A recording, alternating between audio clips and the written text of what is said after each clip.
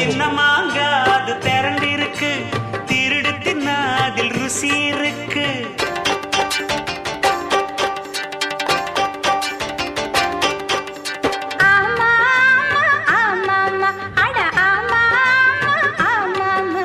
பட்டுப்பூச்சி பல ரகம் இருக்கு, புடிச்சு புட்டா தனி சோகம் இருக்கு.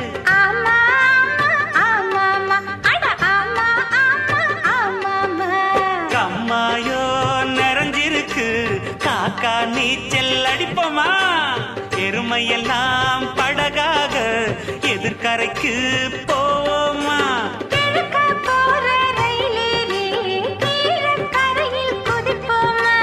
கழடு கட்ட செவப்பு கொடி